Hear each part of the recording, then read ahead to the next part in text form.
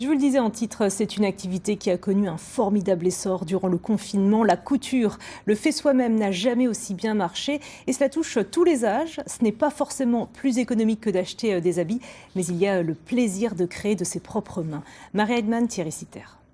En fait, ce qui serait sympa, c'est de faire un truc comme ça. Juste ça. Voilà. Ouais, ça serait bien. Les élèves sont studieuses, leurs gestes sont sûrs. Toutes les 5 semaines, elles se retrouvent sous l'égide de Muriel Bouchard. Cette styliste modéliste propose des cours de patronage. On part soit d'un croquis, soit d'une photo. Et je prends les mesures de chaque personne et je leur explique comment faire le patronage en fait. Donc de A jusqu'à Z. Et là, c'est le bas de la jupe du devant. Si Muriel a déménagé à Aix-en-Provence, elle revient exprès pour ses élèves. Ici, les plus anciennes ont 15 ans de cours à leur actif. C'est quelque chose qui vous rend sereine. C'est vraiment un bonheur. Et de créer quelque chose avec ses mains.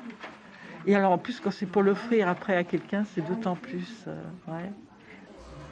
En couture, il y a les aguerries et il y a les débutantes, de plus en plus nombreuses depuis quelques mois. La mode du retour à l'authentique, le confinement et son manque de masques sont passés par là. Je ne suis pas très douée, mais voilà, j'ai envie d'essayer. Le do it yourself, c'est très en vogue actuellement. De pouvoir faire des choses par soi-même, des vêtements ou de la décoration. Les magasins de tissus n'ont jamais autant vendu. Des cotonnades surtout, mais aussi des kits pour masques, des patrons tout prêts. Tout est fait pour faciliter le passage à la pratique. Grâce aux réseaux sociaux, grâce à Internet, grâce aux tutos que vous trouvez sur Internet, c'est vrai qu'aujourd'hui on a une nouvelle clientèle qui s'y met, de jeunes qui vont voir sur Internet pour apprendre à faire de la couture. Les tissus ne font pas tout. Il faut aussi l'outil, l'incontournable machine à coudre. Les nouveaux modèles n'ont plus rien à voir avec ceux en fonte de nos arrière-grand-mères. Légères, donc facilement transportables, et paraît-il, si facile à utiliser.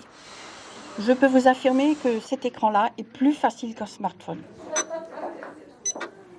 Ce qui est intéressant, c'est qu'une fois que le point est choisi, la machine elle-même règle largeur et longueur, que l'on peut bien sûr dérégler, mais d'office, c'est bien réglé.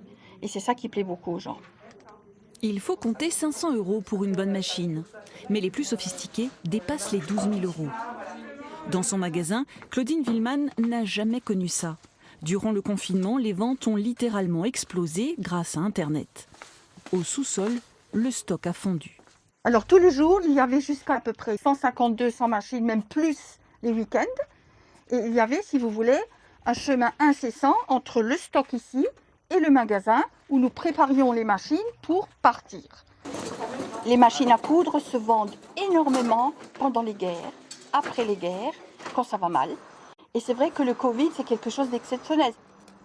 Une activité couture qui touche désormais tous les âges. Ateliers thématiques, universités populaires, cours du soir, les effectifs affichent complets. Voilà, ouais, tu vois, on peut carrément y aller, hein. Un peu plus profondément, que tu puisses passer la main quand même, quoi. La couturière Claire Barbereau s'est lancée il y a 8 ans et propose désormais 6 cours par semaine et des forfaits de 10 séances. J'ai commencé avec ma maman et on m'a offert en fait des cours de couture pour que je puisse approfondir un petit peu ce que j'avais déjà fait avec elle. C'est vraiment chouette parce que du coup on bosse un petit peu tout seul et puis dès qu'on a un problème, Claire elle est là pour nous aider et nous accompagner. Mais si tu fais ça, j'imagine que là ça baille en fait. J'ai l'impression qu'il y a vraiment une envie de se reconnecter à quelque chose de manuel. Et souvent c'est après le travail ou même à la pause du midi. Et souvent les personnes me disent ça fait un bien fou de devoir se concentrer sur quelque chose et voilà, tout est informatisé, on est beaucoup devant les écrans et là c'est vraiment un moment à part où on réfléchit différemment. Ce soir-là, au fil des coupes, croisures et autres fronces, le temps du dehors s'est en effet arrêté pour laisser place à la créativité de chacune.